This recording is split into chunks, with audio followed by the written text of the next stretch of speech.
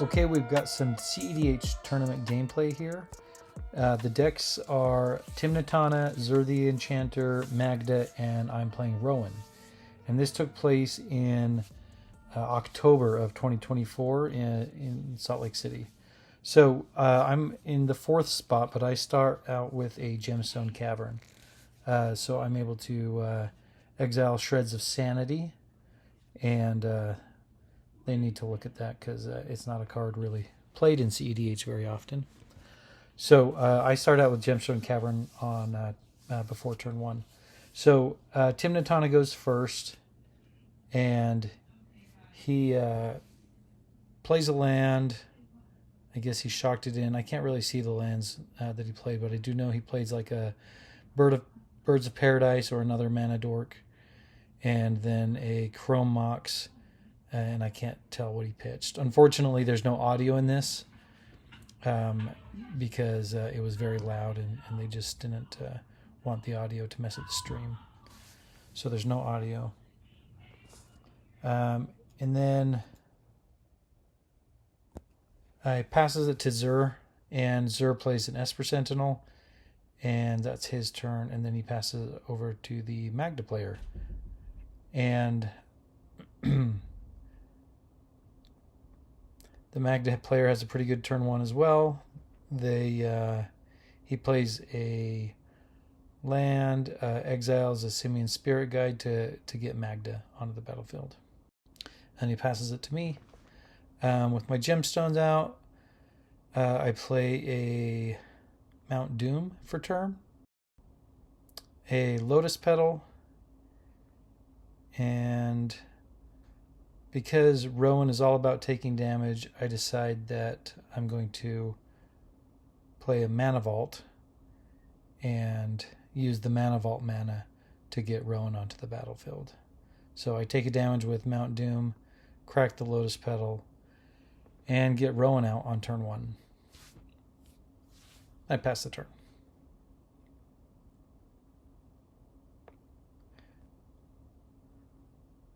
I'm looking at the Esper Sentinel, making sure that he's not going to draw a ton of cards if I play lands or if I play spells. So Tymna Tana, he decides to play a Professional Facebreaker and then ships the turn.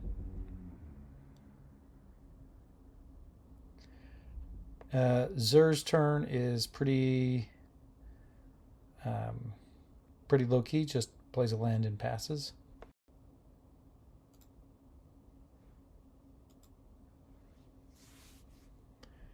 And then Magda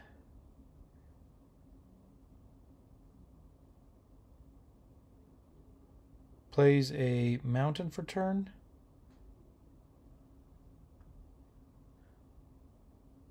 Apparently that was a very difficult decision. He then attacks someone with Magda. I can't remember who. I think he's attacking the Esper Sentinel player. Or maybe it was me. I think he was actually attacking me. I just took the damage. He plays this garrison, this mobile garrison card. That's what it looks like to me. I can't remember, but that's what it looks like. I looked up his deck list.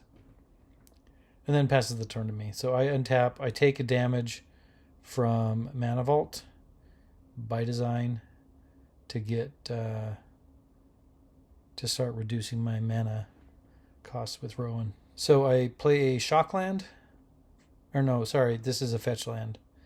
I put Rowan's ability on the stack, holding priority, and then I crack the fetch land to go and grab a shock land. I'm going to go grab Blood Crypt, and I'm going to shock it in.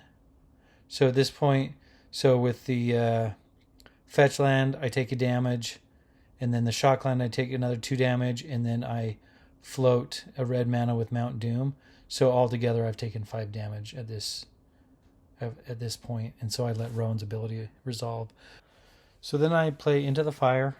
I'm using its second ability, put any number of cards on the bottom of my library, then I draw that many cards plus 1. And because this is not a CEDH card, everybody has to read it, try to figure out what is this card. I think I have 3 cards in hand right now, so all I'm trying to do is go through my deck. The Zer player loves the idea of me drawing cards, so he flashes in an Orcish Bowmaster. After much deliberation and much back and forth, he pings Magda with the initial Bowmaster trigger, and then my spell will eventually resolve. He was really trying to figure out who to ping. So I put the cards on the bottom of my library and I draw 4 cards. And with these 4, or maybe 3 cards actually. So I think I put 2 cards on the bottom and then I draw 3 cards. With those triggers, he pings my Rowan, which doesn't matter because she's already done her work. And then he kills the mana dork. I think it's a Birds of Paradise for that.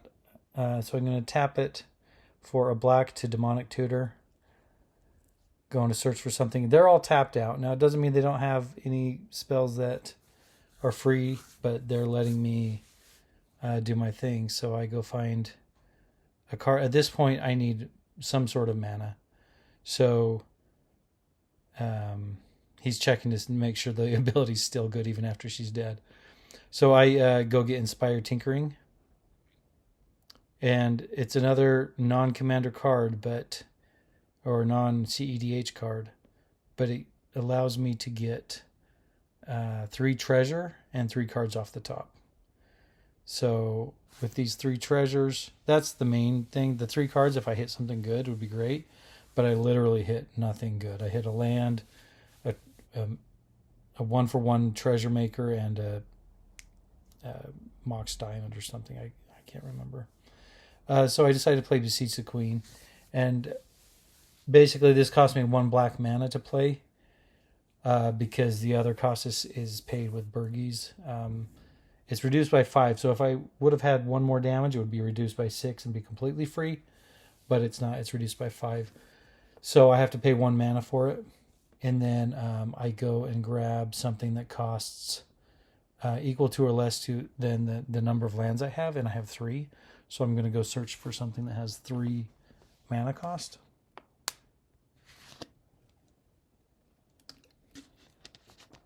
They really had a hard time figuring this out. I'm like, I'm paying 1 mana, and the other 2 costs nothing because of Rowan.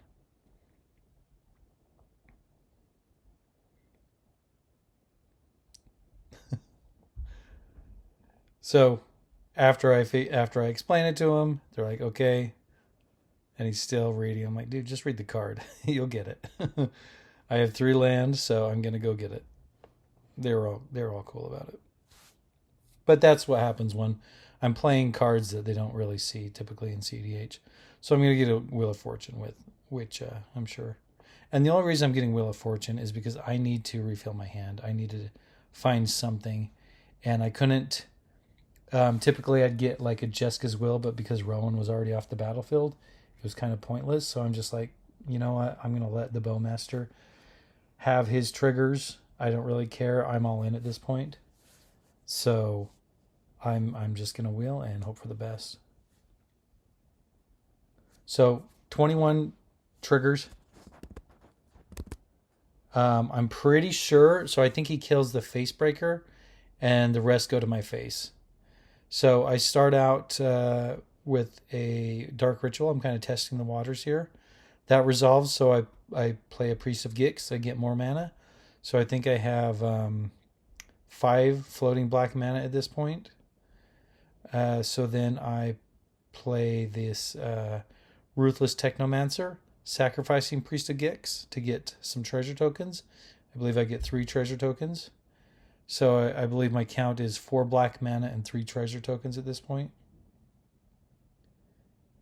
And I'm just trying to get more mana so I can do more things.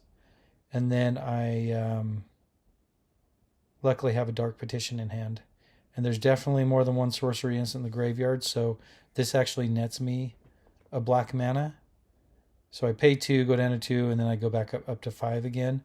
And since everything's reduced by 5, I just go and grab Hoarding Broodlord. Creature spells are typically more difficult to counter, so I figure I'll go this route. When Hoarding Broodlord hits the battlefield, I go and grab Scion half, and I convoke it with Hoarding Broodlord, cast it, get 2 copies of Hoarding Broodlord, and I figure, you know what, I'm just going to shortcut here. Since I have these treasures, I'm going to use one of them to cast. I'm going to go grab Bergie and Searing Touch. So Bergie got a storytelling. I use one of the treasures here in a second. Sorry, it took me a little bit to find these.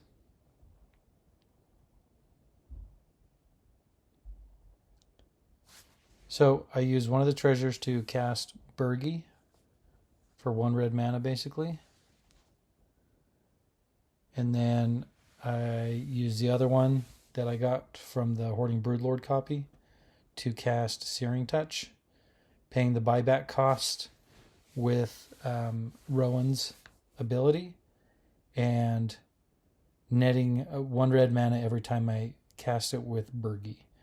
And so basically this is, I can just ping everybody to death with this, and just over and over it goes back to my hand, and Bergie keeps replenishing.